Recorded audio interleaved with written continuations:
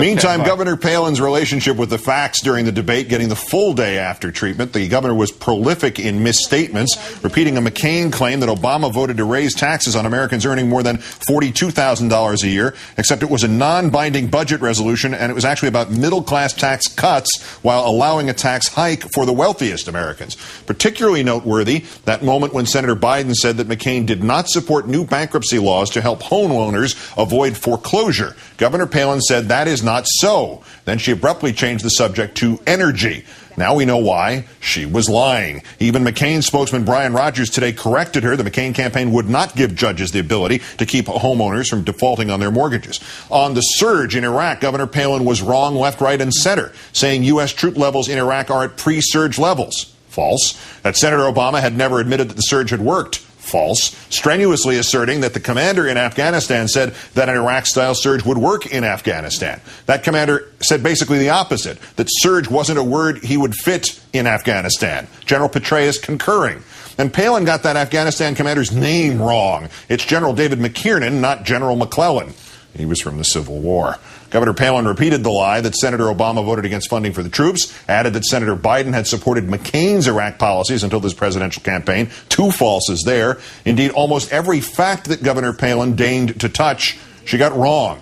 A virtual encyclopedia of error, including these subjects: Darfur, divesting Alaskan funds from the Sudan. She tried to stop that. The Israeli-Palestinian conflict in general, global warming, man-made or not, she once said it was not. McCain's health care plan, a still non-existent natural gas pipeline in Alaska, she says under construction. Even the powers of the vice presidency. The governor saying, quote, "I'm thankful the Constitution would allow a bit more authority given to the vice president if that vice president so chose to exert it."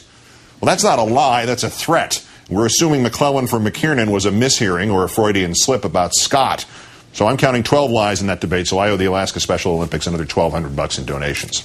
Let's call in the Washington editor of The Nation magazine, Chris Hayes. Good evening, Chris. Hey, Keith, how you doing? We'll get to some of those specifics momentarily, but at the heart of that performance at the debate last night, isn't it important at the heart of this to answer the actual questions you're asked? Because part of the idea of a debate is, if you're elected, you don't get to pick your crises, nor the order in which those crises appear, and the debate is really the only thing even resembling a test of whether you can quickly handle areas that are not in the forefront of your mind.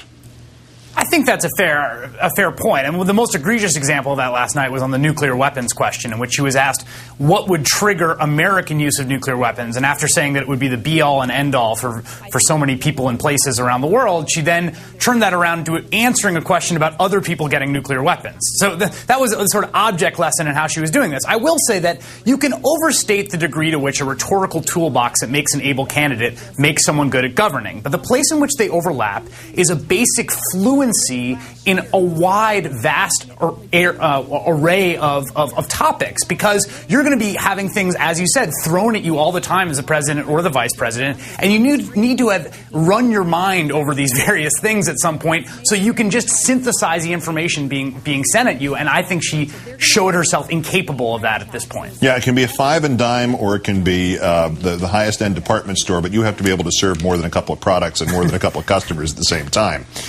She was, in nearly every respect, a generic talking point generating machine, which almost by definition includes misstatements about your opponent's positions, but then getting other facts right would seem all the more imperative, like military leaders and their positions and their opinions more than their positions as military leaders. I mean, that seemed like such a minor thing, McClellan, McKiernan, but it does sort of open up a whole vein of room for error, if you will.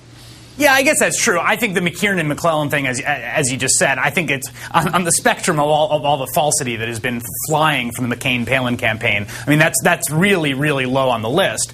I think the much more troublesome thing is the fact that, the entire mystique, aura, and message of Sarah Palin is sort of a tissue of lies. There's no, I remember even an interview a few weeks ago or a stump speech in which she said that Alaska had 20% of the energy production in the states, and that's why she knows so much about energy. It has 3.5% of the energy production. So even these basic pillars of the Sarah Palin appeal are kind of, wedged in this foundation of sand. And that's what you see whenever you get any kind of sustained exposure to her, whether in a debate or on the stump or in an interview. Yeah, it was 20%. First, it was 20% of oil and gas. Right. Then it was 20% of energy, and it's 13% of the oil and gas, and as you said, 3.5% of the energy. All right, but apart from energy, which is her expertise area, she kept turning the subject back to that. There were no major subjects that passed through this equation unscathed. She was asked about the powers of the vice presidency, and she said something about the Constitution, as I read it earlier, allowing flexibility and a bit more authority. What was it? Was that a huge mistake? Was that too much time watching Dick Cheney? Was it throwing a bone to the base? Or is that some sort of actual position that we need to worry about in the election? Well, look, let's be honest here for a second. I mean, Sarah Palin is not, in a very crucial sense, Dick Cheney, which is that what we've learned about Dick Cheney is the man managed to pull off effectively a kind of coup in which he both got himself nominated to be vice president and basically was pulling the strings for much of the administration. Sarah Palin, meanwhile, isn't being told that the McCain campaign is pulling their staff from Michigan. So I think in one crucial respect, if there's some small solace in the entire Sarah Palin fiasco, it's that I think we can be fairly confident that we're not going to see this imperial vice presidency under her stewardship. Well, she could have an advisor next to her who could be doing the Dick Cheney role while she speaks it. There's always that nightmare scenario. Right. They'll keep Addington on. That's right. Well, I'm not going to sleep this weekend. Chris Hayes, the Washington editor of The Nation. Thanks as always for joining us, sir. Thank you, Keith.